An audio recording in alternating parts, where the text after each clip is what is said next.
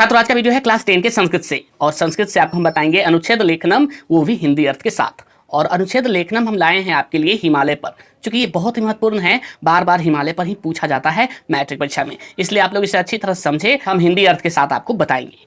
तो यहाँ पे हम लिखे हुए हैं हिमस्य आलय इति हिमालय कथ्यते। हिमस्य यानी बर्फ, आलय यानी घर, इति हिमालय कथ्यते यानी जहां बर्फ का घर हो। हिमस्य आलय यानी बर्फों का घर, ठीक है। इति हिमालय कथ्यते, उसे ही हिमालय कहा जाता है, यानी बर्फ के घर को हिमालय कहा जाता है। अस्माकं देशस्य उत्तर दिशायां पर्वतराजा हिमालय सुशोभते। हमारे देश के उत्तर दिशा में पर्वतों के राजा हिमालय सुशोभित है।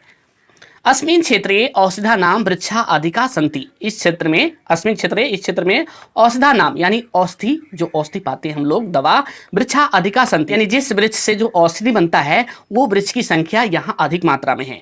अस्मिन् क्षेत्रे औषधा नाम वृक्षा अधिका सन्ति, अधिक मात्रा में यहाँ पे औषधि पाए जाने वाले वृक्ष है। इतः गंगा यमुना इत्यादयः नद्यः निःसरन्ति। यहाँ से, इतः माने यहाँ से, गंगा यमुना इत्यादि यानी इत्यादि, इत्यादि माने इत्यादि, नद्य यानी नदी, निसरंती निकलती है। यहाँ से गंगा यमुना आदि नदी निकलती है। ऐसा पर्वत अस्माकं शक्ति स्रोत रूपेण सुशोभिते।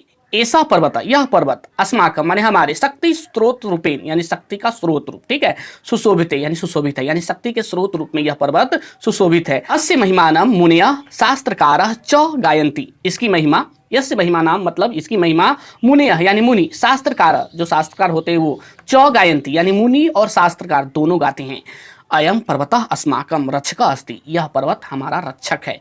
यह जो है उत्तर दिशा से आने वाले दुश्मनों की रक्षा करता है हमें, ठीक है, इसलिए इसे रक्षक कहा जाता है। हिमालय को भारत का मुकुट भी कहा जाता है। इस तरह से हिमालय पर आप आसानी से 7 वाक्य में संस्कृत में अनुच्छेद लिख सकते हैं। हिमस्य आलय इति हिमालय कथ्यते। अस्माकं देशस्य उत्तर दिशायां पर्वतराजा हिमालय सुशोभिते। अस्मिन् क्षेत्रे औषधानां वृक्षा अधिकाः सन्ति। इतः गंगा यमुना इत्यादयः नद्यः निसरन्ति। एषः पर्वतः अस्माकं शक्ति स्रोत रूपेण सुशोभिते। अस्य महिमानं मुनयः शास्त्रकारः च गायन्ति। अयं पर्वतः अस्माकं रक्षकः अस्ति।